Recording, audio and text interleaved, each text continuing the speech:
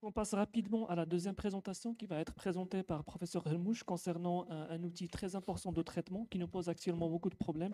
C'est l'antibiothérapie. Donc en 2025, usage et mes usages. À vous la parole, professeur Helmouche. Très bien, merci beaucoup, chers amis. Merci. Alors, pour rejoindre ce que tu as dit à Mustapha, peut-être qu'il y a une phrase que j'ai entendue dernièrement. L'IA ne va pas remplacer le docteur, mais peut-être les médecins qui vont utiliser l'intelligence artificielle remplaceront les médecins qui n'utilisent pas l'intelligence artificielle. Voilà, je pense que c'est ce que j'ai entendu dans un congrès de vasculaire. Voilà, donc merci au laboratoire Pfizer d'avoir sponsorisé cette session d'infectiologie qui est riche. Et puis, moi, de mon côté, donc j'aurai à traiter l'antibiothérapie en 2025, usage, mes usages. Ce qu'on va essayer de voir ensemble, c'est est-ce qu'il y a du nouveau? Est-ce qu'il y a du nouveau dans les antibiotiques? Est-ce qu'il y a du nouveau dans les classes d'antibiotiques? Est-ce qu'il y a du nouveau dans le spectre d'utilisation d'antibiothérapie? Et puis, en fin de compte, qui dit antibiothérapie? Mes usages, c'est également de la résistance. Et je pense que la plus grande nouveauté en matière d'antibiothérapie, c'est la résistance aux antibiotiques, loin devant les nouveaux antibiotiques. Et j'annonce la couleur dès le départ. Alors, cette diapo qui est assez ancienne, et je l'aime bien, pourquoi? Parce qu'actuellement, on parle beaucoup d'oncologie, on parle de cancer qu'on guérit, c'est très à la mode. Je veux quand même dire aux détracteurs de l'antibiothérapie que les antibiotiques ont augmenté l'espérance de vie collective de ceux qui ont accès d'environ 15 ans, et qu'on le veuille ou pas comparativement, un médicament qui guérirait 100% des cancers n'augmenterait l'espérance collective que de 5 ans. Donc, qu'on le veuille ou pas, les antibiotiques font 3 fois mieux en espérance de vie que le meilleur des anticancéreux actuellement en 2025. Alors ça, c'est de l'historique. Je vais aller très rapidement parce que si Mustapha a pris de mon temps. Mais juste pour vous dire que l'antibiothérapie, c'est quelque chose de très ancien. Ça a commencé il y a très longtemps. Et une donnée importante, c'est que, contrairement à ce qu'on pense, la découverte du PNIG, donc ça a déjà presque un siècle, ça a déjà un siècle. Et puis, sulfamide 1935 et termes antibiotiques 1940. Et en fin de compte, toutes ces diapos pour vous dire quoi? Parler d'antibiothérapie, ce n'est pas uniquement les docteurs, c'est également ne pas intégrer les pharmaciens, ne pas intégrer la population dans la prise en charge, bien sûr, des infections. Ben, ça avoue à l'échec. Et regardez, j'ai mis ici la première page d'une revue de politique. Et regardez, en première page, il parle d'antibiothérapie. Pourquoi? Parce que si les patients ne sont pas convaincus de l'absence de l'intérêt de l'antibiothérapie, ben ce sont eux également qui participent à la création de la résistance. Ce que j'ai essayé de faire pour essayer d'être le plus didactique possible, j'ai essayé de résumer l'histoire de l'antibiothérapie en 5 grandes étapes et en mettant les différentes classes d'antibiotiques que l'on a découvertes. Et en gros, la première étape en matière d'antibiothérapie, c'est 40 à 60. Pénigé, cycline, macrolide, phénicolée, colimycine. Et regardez, colimycine, cette molécule qui est très chérie actuellement, qui coûtait 1 dirham quand j'étais interne, actuellement son prix a augmenté, parce que quand vous avez de la résistance, c'est une molécule qui est très utilisée. En gros, on a appris quoi de la colimycine? C'est que quand on n'utilise pas un antibiotique, ben, il reste sensible, d'accord, les germes restent sensibles à cet antibiotique. Et regardez, la colimycine a presque plus que 60 ans. Deuxième étape, 60-75, la gentamicine, les aminopénicillines. Et puis, la troisième étape, c'est autour des années 75. Et regardez, donc, il y a les antibacilliaires que l'on va introduire. Et puis, ce que j'appelle les 15 glorieuses, par analogie aux 30 glorieuses après la Deuxième Guerre mondiale, où c'était les 30 années de plein emploi. Les 15 glorieuses en antibiothérapie, 75-90. Pourquoi? Parce que l'humanité avait découvert, en gros, le gros des classes que l'on continue à utiliser actuellement. Et en fin de compte, on s'était dit, en cette étape-là, 75 à 90, nous avions suffisamment d'outils antibiotiques pour soigner quasiment tous les spectres, tous les germes qui existent. En gros, on avait des antibiotiques qui marchaient sur les bacilles gram négatifs, des antibiotiques qui marchaient sur les intracellulaires. Et quand on voit ces diapos, on voit que, regardez, les carbapénem, qui était la Rolls, en fin de compte, en 86, qui a déjà 42 ans, la Rolls de l'antibiothérapie, quand rien ne marchait, ben on mettait du limipénem et ça marchait. Et actuellement, vous savez tous très bien que c'est un médicament auquel il y a énormément de résistance. Et puis, dernière étape, cinquième étape, c'est la décennie 90. Pas grand-chose, c'est les glycopeptides, d'accord, anti-staph, et puis les synergistines, et puis dans les bêta-lactamines, il n'y avait pas grand-chose. Histoire des antibiotiques, quand même, je tiens quand même à parler d'une chose, ce sont les quinolones. Les quinolones, si vous voulez, c'est un must en matière de découverte d'antibiothérapie. Pourquoi? Et en gros, c'est un must en matière de découverte, mais d'un autre côté, ça a appris aux docteurs, ce que j'appelle en arabe, c'est à être les scientifiques. Pourquoi? Parce que en matière de quinolone, c'est une molécule qui a une excellente biodisponibilité. La voie IV marche aussi bien que la voie orale. Ça marche sur les intracellulaires, ça marche sur les bacilles gram négatifs. Et en gros, quand on ne veut pas se casser la tête, quand on ne veut pas raisonner scientifiquement, on donnait une quinolone et on était sûr que ça marchait sur quasiment l'ensemble des germes. Mais la problématique, en fin de compte, des quinolones, c'est que le mécanisme de résistance est très rapide. Il suffit d'une seule mutation pour avoir une résistance. Et de ce fait, actuellement, c'est une classe d'antibiotiques qui est quasiment détruite par les médecins, par les pharmaciens et par, bien sûr, la population. Et puis, la deuxième chose qui est importante quand on parle de quinolone, c'est qu'au Maroc, nous sommes un pays de forte prévalence de tuberculose et que les quinolones font partie des antibacillaires de deuxième intention. Et donc, il ne faut pas faire dire ce que je n'ai pas dit. Moi, ce que je dis aujourd'hui, c'est que quand vous avez de la pathologie pulmonaire et que vous n'êtes pas sûr d'avoir éliminé une tuberculose, ne donnez pas une quinolone. Je n'ai pas dit qu'il n'y a pas d'indication des quinolones, notamment les quinolones de quatrième génération, en matière de pathologie pulmonaire, mais il faut être sûr qu'on n'est pas en train de décapiter une tuberculose. Ça, c'est un message extrêmement important dans le contexte marocain. Cette longue histoire est importante pour pouvoir parler d'avenir, pour pouvoir parler du reste. Pourquoi? Parce que cette diapo, je l'aime bien. En gros, elle résume l'ensemble de ce qu'a découvert l'humanité. Et en gros, ce qu'on utilise actuellement, c'est 36 à 62. En 26 ans, on a découvert l'ensemble des classes d'antibiotiques. Et en 60 ans, quasiment rien. Si je devais parler des nouveaux antibiotiques, ben en fin de compte, mon topo aurait duré 5 minutes parce qu'il n'y a pas grand-chose. Un peu de linupeptide, oxazolidinone, nouvelle classe d'antibiotiques, mais regardez déjà ancienne. Et il y a quand même des nouveautés, je vais quand même en parler. Pourquoi? Parce qu'à la recherche en antibiothérapie, regardez, c'est en déclin extrêmement important. Et quand on voit les taux d'attrition, ils sont nettement en baisse. Quand on parle, bien sûr, quand on voit ce qui se passe en antibiothérapie. Et regardez, quand on compare les classes d'antibiotiques avec l'oncologie, avec le reste, avec tout ce qui est musculo-squelettique, les vaccins, ben regardez, bien sûr, les antibiotiques sont à la traîne et en gros, il n'y a pas de développement. Et cette diapo, je l'aime bien. Elle est ancienne. Je l'ai sortie d'un éditorial pour ceux qui s'intéressent un peu à l'infectiologie. Ragnard, très grand infectiologue, il se posait la question pourquoi les grandes firmes pharmaceutiques ont laissé tomber le développement des antibiotiques. Et j'ai sorti cette phrase dans ce chapitre dans son éditorial. Et il dit que les agents anti-infectieux diffèrent des autres agents parce qu'ils sont donnés à une courte période.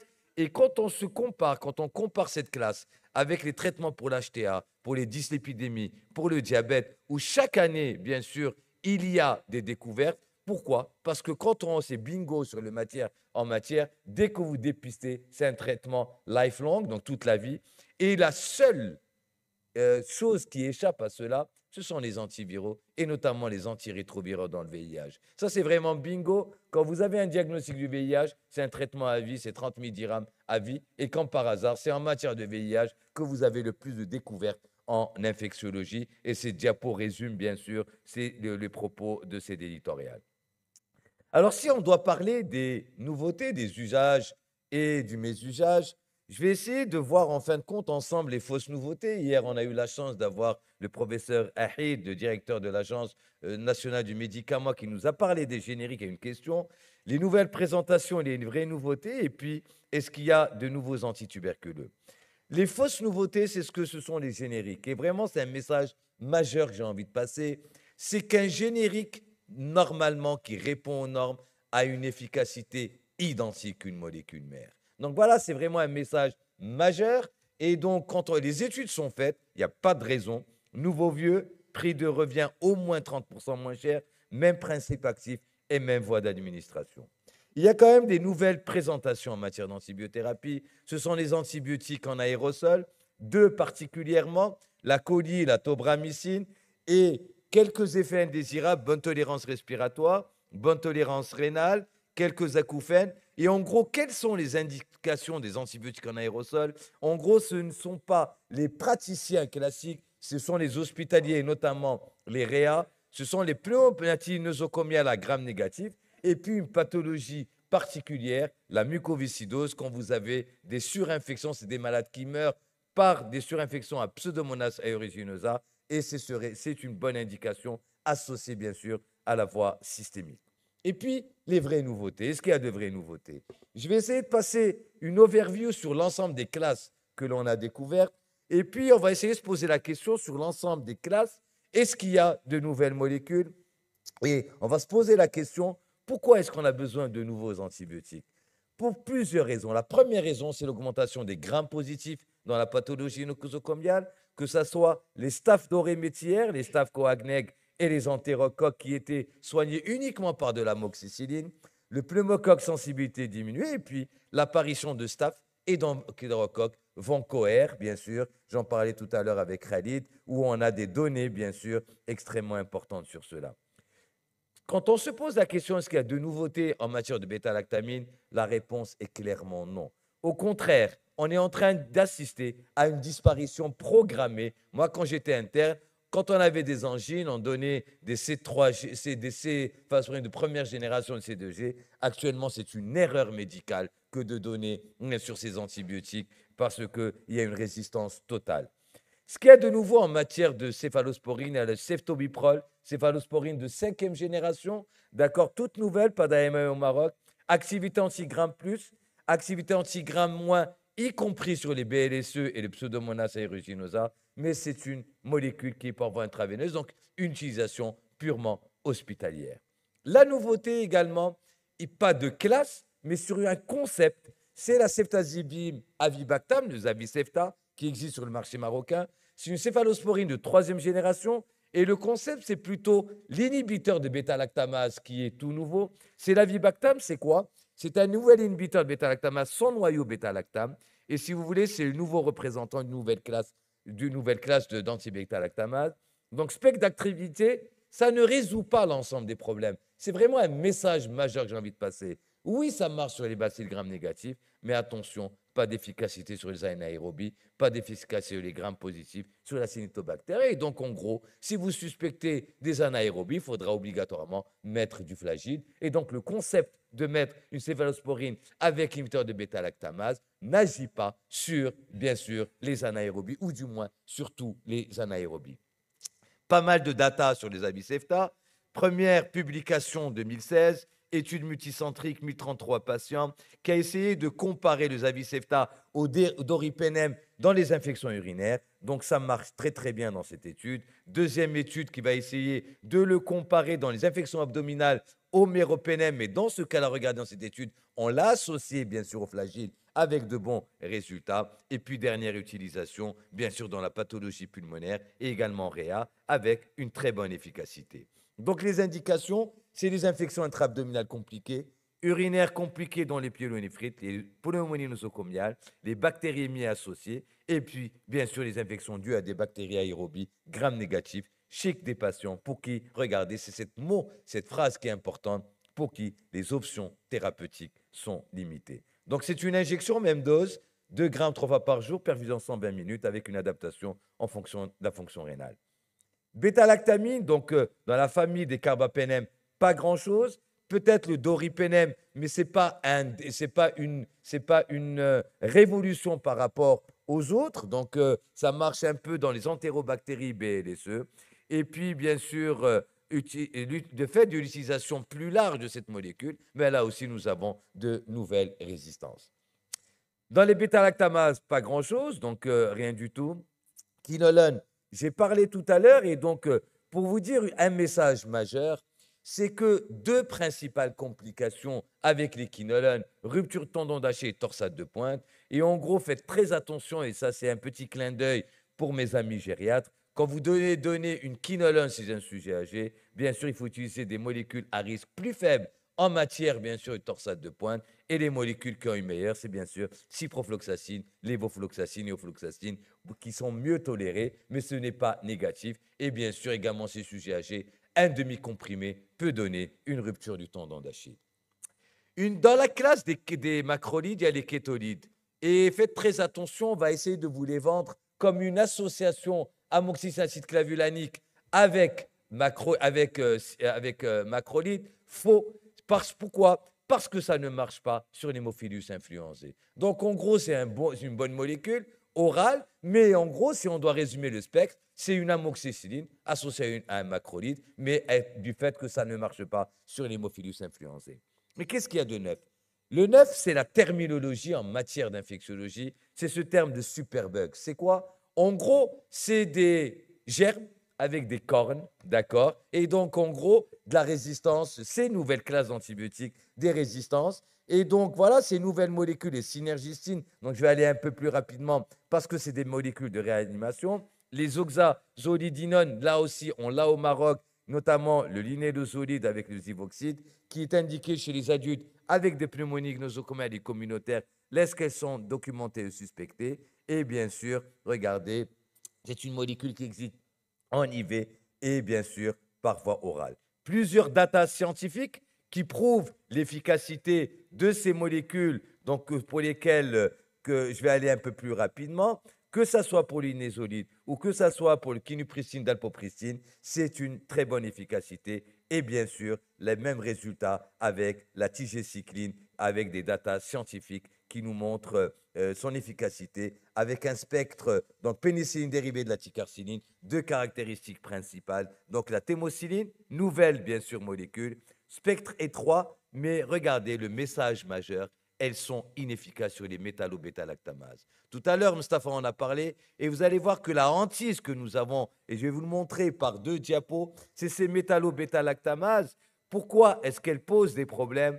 Parce que, regardez, ces diapos, en gros, 2 nouveaux antibiotiques pour le staph, que ce soit celle que je vous ai parlé, l'inosine et daptomycine, qui ont été introduits, rappelez-vous, cette première diapo où les 2 nouvelles classes, mais regardez déjà, il y a de la résistance. Et en gros, si je dois parler de nouveautés en matière d'antibiothérapie, la nouveauté, c'est de la résistance, ces termes barbares, que ce soit PSDP, pneumocoque sensibilité diminuée, VISA, EBLS, entérobactéries, sécrétine bêta-lactamase, tout ça, ça résume un seul mot, c'est la résistance aux antibiotiques.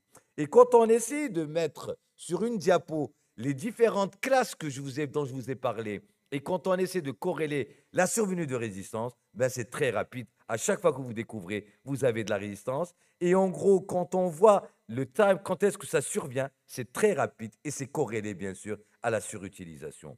Et puis, le calvaire et tout ce qui est, en gros, le cauchemar des personnes qui s'intéressent en infectiologie, ce sont ces émergences de métallobêta-lactamase, NDMA, qui ont déjà 15 ans. Et puis, regardez cette publication qui est sortie, qui a déjà 9 ans, où en fin de compte, c'est la publication d'une femme suédoise qui est allée en Inde, qui revient chez elle avec une infection, 49 ans, infection urinaire à Escherichia coli, qu'on aurait pu soigner avec un antibiotique simple. Et en fin de compte, on lui disait bonjour, vous avez une panne de drug résistance. Il y a quelques années, on vous aurait soigné avec l'amoxicilline acide clavulanique. Pas grand-chose à vous proposer, vous allez mourir parce que vous êtes résistante à tout, y compris à la colimycine.